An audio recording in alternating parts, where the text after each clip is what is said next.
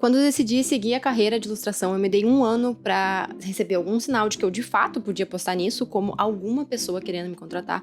Em 2 anos eu queria estar recebendo algum dinheiro com algum projeto, e eu pensei que se em 5 anos eu estivesse ganhando uma merreca, eu ia desistir e procurar outra coisa. Mas eu acho que eu não vou desistir porque deu certo. Oi gente, quem fala aqui é a Luísa Fantinel, a sua nova fonte de blá blá blás criativos da internet, talvez. E esse primeiro vídeo eu pensei em fazer um gerazão de como tá indo a minha carreira de ilustração até agora, misturando com um pouquinho de como fazer, né, como se planejar. Eu sei que tem muitas dúvidas e muitas perguntas, então nesse vídeo a gente vai ver como eu planejei lá no início, quais foram os meus objetivos. A gente vai ver sobre os mercados de ilustração e o que eu fiz pra decidir o meu estilo, coisas que eu talvez tenha errado, sobre como melhorar o nosso trabalho, sobre o portfólio, prospectar clientes, redes sociais, indicação e networking e o que eu aprendi. Mas antes de começar, eu quero pedir o seu like e a sua inscrição, e a gente pode fazer o seguinte: você se inscreve e daí se você não gostar, se você me odiar no final, você só se desinscreve. Então, primeiro, como eu decidi ser ilustradora, né? Você pode estar passando por o mesmo processo que eu passei, que é essa tomada de decisão. Será que eu devo apostar nisso?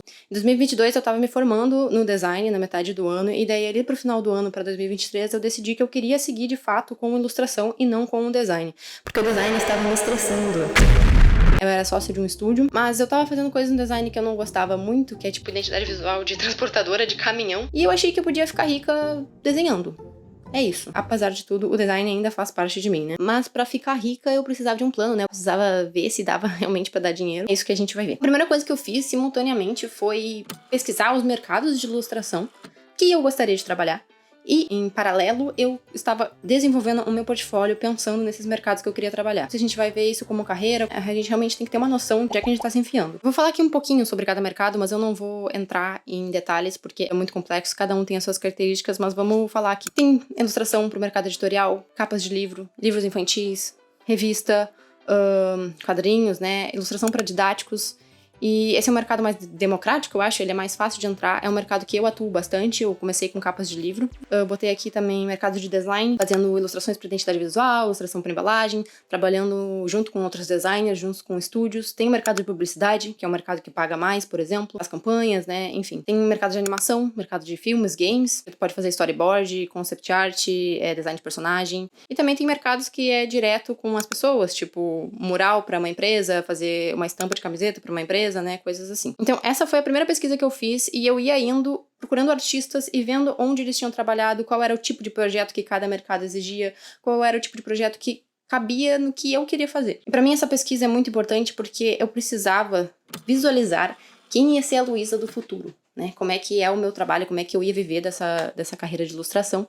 Então eu vou transformar isso num vídeo interativo de exercício, caso você não seja ainda, né, um ilustrador de sucesso. Pessoal, eu enlouqueci, eu fiz um material de apoio extra, com umas coisas de fato extras, mas também um resumo do vídeo e com alguns exercícios, tá no link da descrição. O primeiro exercício que eu fiz é como é que vai ser esse meu trabalho. Eu vou trabalhar em casa? Vou trabalhar numa empresa? Vou trabalhar sozinha? Que tipo de projeto eu quero fazer? São projetos grandes, longos? São projetos mais curtos? Só de um desenho, né? São vários? Eu queria trabalhar em casa, eu queria não ter projetos super longos, não ter grandes reuniões com clientes. Então, por exemplo, eu nunca iria trabalhar no mercado de animação dentro de uma empresa. E eu acho que tu ter essa visualização de como é que vai ser o seu futuro é muito bom. Porque a gente precisa muito acreditar que a gente vai dar certo. E tendo visualizado, eu vou trabalhar assim, eu posso trabalhar em qualquer lugar do mundo, é algo que me motivou bastante. Aquela coisa de ser meio lelé da cabeça, sabe? De tipo, eu vou acreditar pra fazer acontecer, porque você precisa ter força pra passar pelas merdas. Não necessariamente você precisa fazer isso, né? Mas daí também nem precisa assistir esse vídeo. Você pode ir com flow e fé que tudo vai dar certo. Eu gosto de planejar, eu gosto de ter uma noção de tudo. É assim que a minha cabeça funciona. Eu já falei com artistas ou pessoas que gostariam de trabalhar com isso, e daí eu pergunto,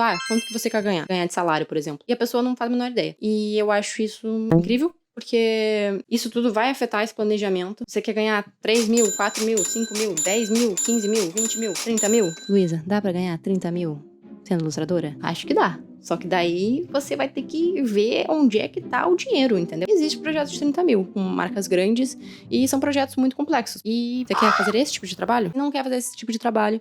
Então, vou ter que ganhar em dólar, com projetos XXX. Eu nunca vou ganhar 30 mil fazendo capa de livro, por exemplo. Não tem como, eu teria que fazer várias capas por mês. E isso aí não vai dar certo. Mas, se eu quero ganhar 10 mil, o que eu tenho que fazer? Quais são os mercados que eu tenho que procurar? Você pode viver de commission pra pessoa física, né? Pessoa que paga menos, né? Só que você vai ter que trabalhar muito mais.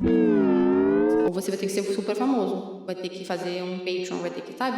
Essas coisas que eu falo que é importante. Então, essa pesquisa de mercado me mostrou essas características diferentes de cada mercado, como é que é a precificação de cada mercado. Por exemplo, na publicidade, se você estiver trabalhando uma campanha nacional, digamos assim, que vai ser vinculada por 2 meses, vai ser mais barato do que uma campanha nacional que vai ser vinculada por um ano todo, entendeu? Eles estão usando mais tempo o seu trabalho e ganhando mais dinheiro em cima disso.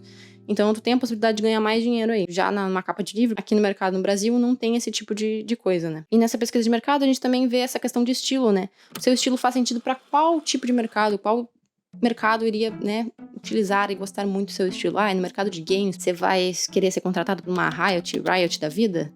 Você tem que fazer um estilo específico. Não é assim, né? No design, quero trabalhar com marcas. Talvez ter um estilo mais versátil, ser mais generalista é mais legal, sabe? Mas o importante é ter uma constância. Naquela época eu não tinha um estilo definido, eu quero fazer um vídeo inteiro sobre estilo, porque eu acho muito legal. Não fui aquele tipo de pessoa que, o estilo vai aparecendo e tal, não. Eu pensei muito sobre isso, eu pensei no que eu queria fazer, eu estruturei.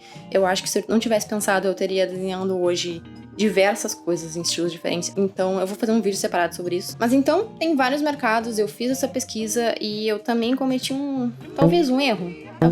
Eu sou uma pessoa que gosta muito de fazer muitas coisas. Eu não tenho muito foco. Eu acho que se eu tivesse um foco assim, específico, eu vou prospectar o mercado de alimentação de pequenas empresas. Ia dar super certo. Mas eu gosto de fazer muita coisa. Eu nunca faria só capa de livro pro resto da minha vida, porque eu acho que eu ia ficar extremamente entediada em algum ponto. Mas ao mesmo tempo, eu perdi um bom tempo criando portfólio para mercados que eu não ia conseguir entrar, sabe? Nessa minha pesquisa, eu descobri que tu pode ganhar dinheiro com marketplaces. São coisas tipo Creative Market, Society 6, a Collab 55, que é aqui do Brasil, que tu bota a tua arte lá e tu pode vender ou um arquivo digital ou uma arte em produto físico mesmo, que eles mesmos cuidam, e tu ganha uma porcentagem pequena em cima disso.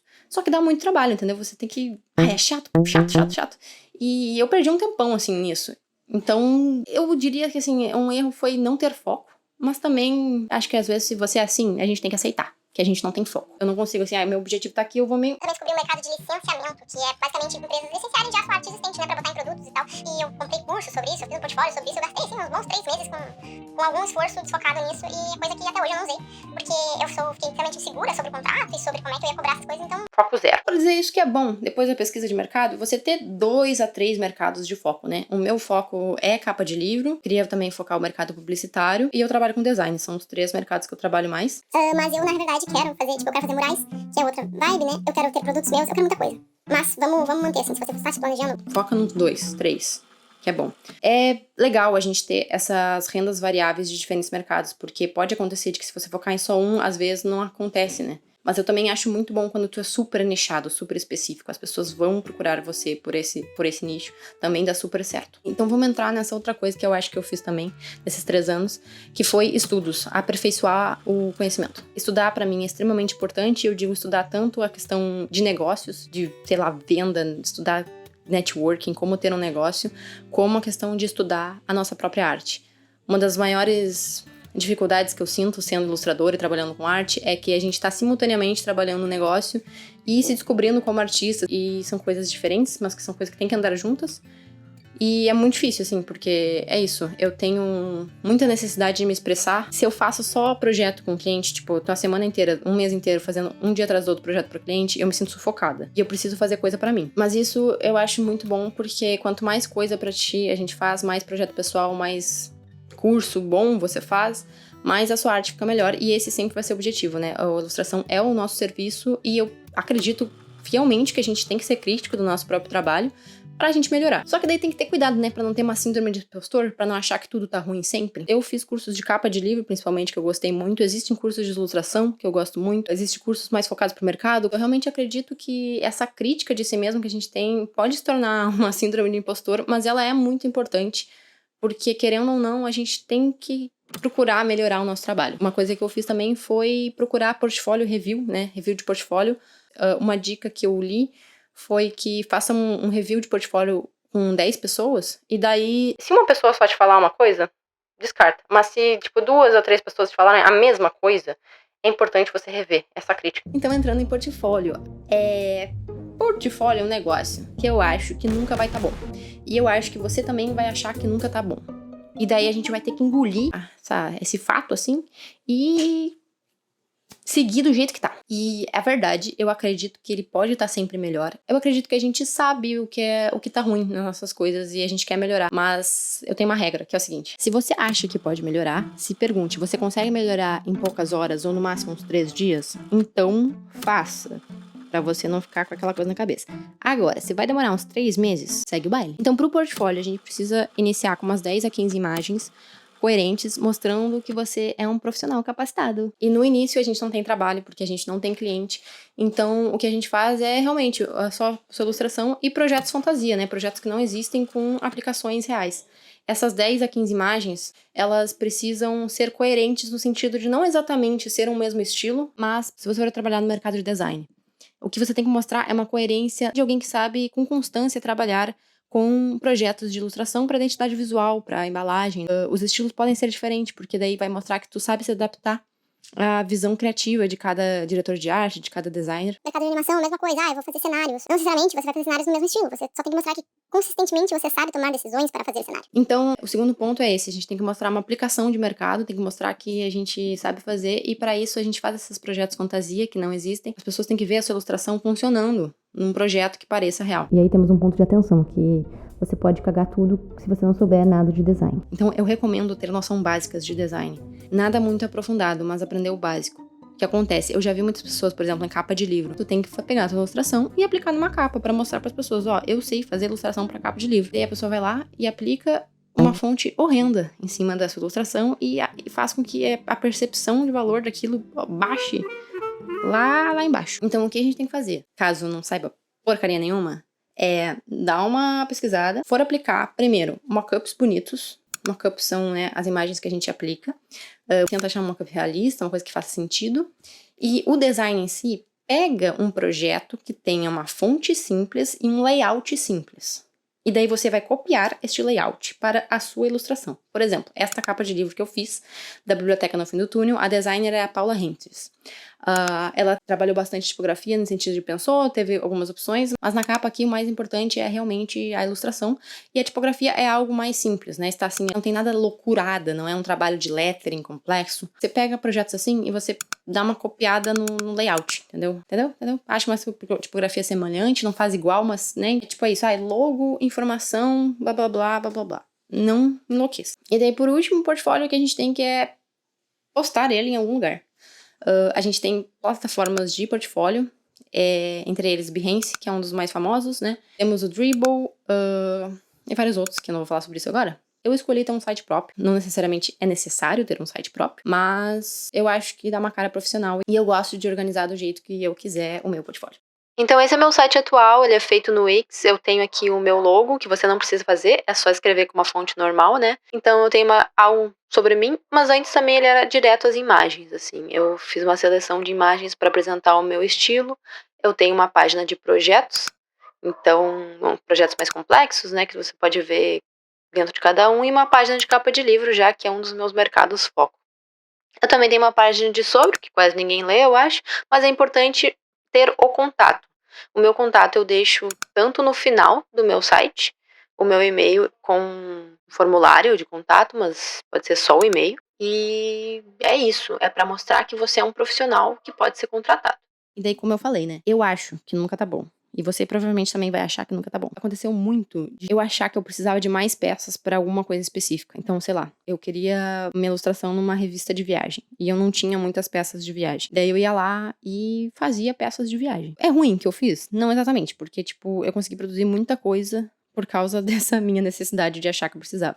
Mas não precisa, entendeu? Por isso que eu falei de foco. Mas acontece isso. A gente precisa mostrar essa aplicação de mercado. A pessoa não vai te contratar pra capa de livro se você não mostrar no seu portfólio que você sabe fazer capa de livro, entendeu? A pessoa não vai me chamar pra fazer ilustração botânica se eu não tenho nada botânica no meu portfólio. Apesar de que eu sei fazer ilustração botânica. As pessoas têm que realmente ver e visualizar aquilo, sabe? Então, vai ter coisa que não vai ter no seu portfólio, daí você só tem que seguir o baile. E a gente vai entrar agora na prospecção de cliente e como conseguir clientes. Nas minhas pesquisas, a maioria dos profissionais que trabalham com ilustração falam que prospecção direta é a melhor maneira de conseguir clientes novos. A prospecção direta é basicamente entrar em contato diretamente com as pessoas. Indireta é quando as pessoas vêm até ti através de um marketing, através das redes sociais, através de uma indicação, né? Que você não tá diretamente entrando em contato com a pessoa. E eu compartilho essa crença que realmente a prospecção direta é uma das melhores formas de tu conseguir contato com as pessoas. Como ilustradora, a gente trabalha muito com diretores de arte, designers, editores, né, caso do editorial. E a melhor maneira é entrar em contato por e-mail. O e-mail é muito profissional. Ele não é invasivo, apesar de que eu não consegui mandar tantos e-mails porque eu ficava remoendo muito o que eu ia escrever.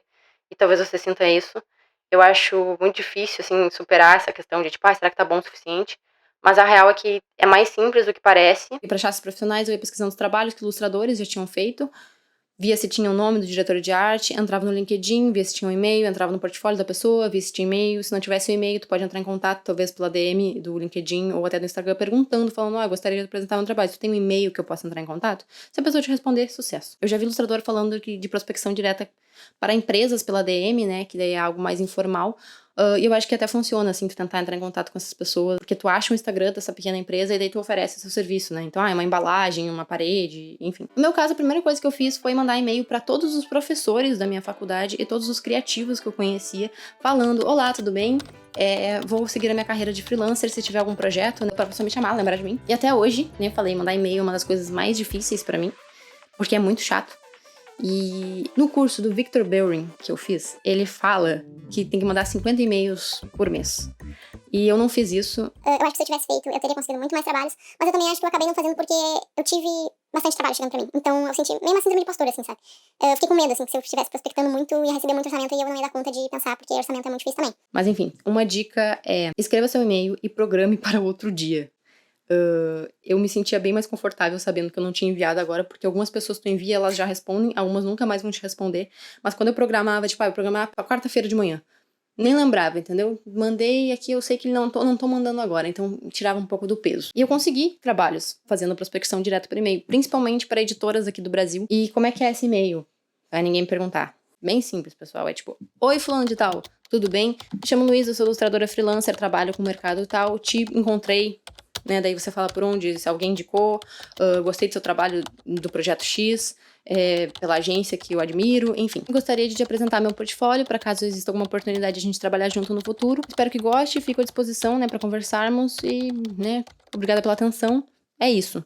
Curto, reto, direto, não precisa escrever um textão, as pessoas realmente não têm tempo de ficar lendo textão. Então ele vai ler, ele vai olhar teu portfólio, vai gostar. E o objetivo é que você mande a cada 2 meses para essas pessoas, né? Ver se elas respondem e continua entrando em contato com essas pessoas. Coisa que é difícil de fazer, na minha opinião. Porque é isso, é chato. Mas daí voltando naquela ideia de que no primeiro ano precisava de algum sinal, quando eu mandei esses e-mails, ter uma resposta positiva é muito bom.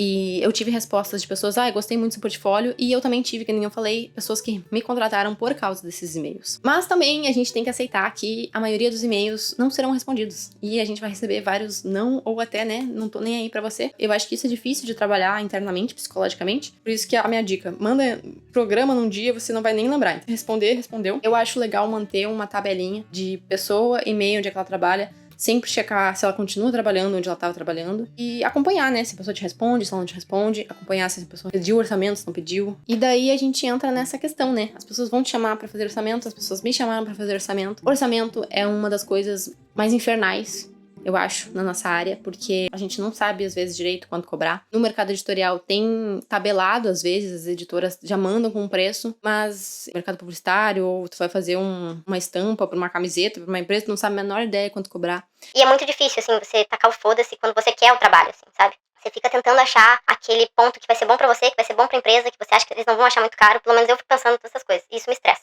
Então, orçamento pra mim é muito difícil. Mas, no final, vai ter orçamentos que você vai fechar. E o objetivo é sempre ser um profissional, muito profissional, né? Entregar um ótimo trabalho. No final, ter projetos bons e ser um bom profissional é o que vai fazer com que as pessoas te indiquem. A minha experiência, a indicação foi muito importante pra mim. Eu sei que a maioria dos trabalhos que eu fecho é por indicação de alguém. E às vezes não necessariamente de alguém que eu já trabalhei. Eu já tive indicações de pessoas que eu simplesmente tinha um contato nas redes sociais. E ela me indicou pra pessoa que estava trabalhando. Ou esses dias eu perguntei um contato de orçamento, onde é que você me conheceu?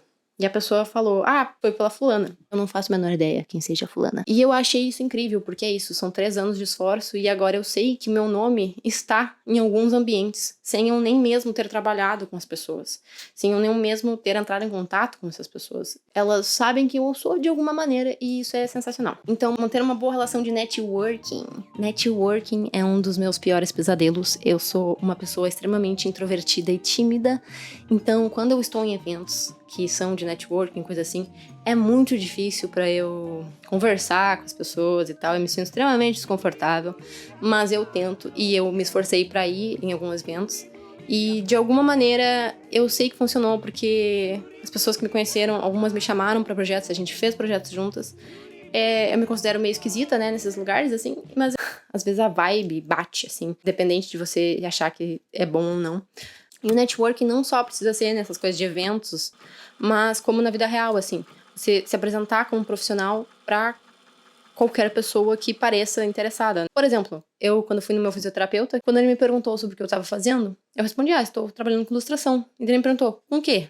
E daí eu pensei, o que eu poderia fazer pra uma pessoa que trabalha em fisioterapia? E daí eu falei, a ilustração pode ser pra identidade visual, pra campanhas, projetos, produtos, pode ser pra paredes. E daí ali eu fiz um dos meus primeiros murais. Porque eu simplesmente falei do meu trabalho como uma profissional. Quando você, sei lá, tá num ambiente que pode ser familiar, pode ser amigo, e a pessoa é empresária, é se apresentar de forma que, esse é meu trabalho, né? Se um dia precisar e tal, né? Enfim. E daí tem essa questão das redes sociais. As redes sociais que a gente pensa, tem como trabalhar sem estar presente nas redes sociais? Eu não sei a resposta para as redes sociais. Eu acho que tem como sim, se a gente conseguir manter uma boa relação por e-mail ou, né, na vida real com as pessoas. Mas eu, porcamente, me mantive ativa no Instagram, no LinkedIn e no Behance. E esses 3 lugares eu sei que me trouxeram frutos. Eu não sei quantificar quantos meus esforços geraram negócios, mas eu sei que traz frutos. Mas é uma coisa muito cansativa com essa questão do algoritmo. A gente tem que ter cuidado com achar que é só assim que a gente consegue cliente, porque não é só assim. Não precisa ser famoso no Instagram pra conseguir cliente. Então, é bom, mas eu não tenho resposta pra isso. Acho que eu teria que conversar com algumas pessoas que têm mais seguidores. Enquanto eu vou crescendo, eu vou contando pra vocês o quanto eu acho que é bom, né? Então, por exemplo, quando eu tava trabalhando com um autor independente pra capa de livro, o Instagram era muito bom. Porque é um público mais pessoas e elas estão presentes no Instagram e elas gostam de chamar por DM. Então era bem efetivo. Mas tem que ver se esse seu público realmente gosta do Instagram e tal. Enfim, é bastante esforço, acho uma trabalheira, mas... Meu primeiro vídeo, eu olhando aqui, não aguento mais editar isso aqui. Achei que eu tava meio nervosa falando, nos próximos vão ser melhor, porque tem um monte de coisa que eu não falei sobre rotina, sobre as metas, sobre planejamentos e tal. Isso aí realmente foi um geralzão, só que já tava ficando muito comprido, né? 24 minutos é muito grande. Então se você chegou até aqui, parabéns. Não se esquece de se inscrever, dar o seu like e compartilhar com seus amigos que gostariam de trabalhar com ilustração. Beijo!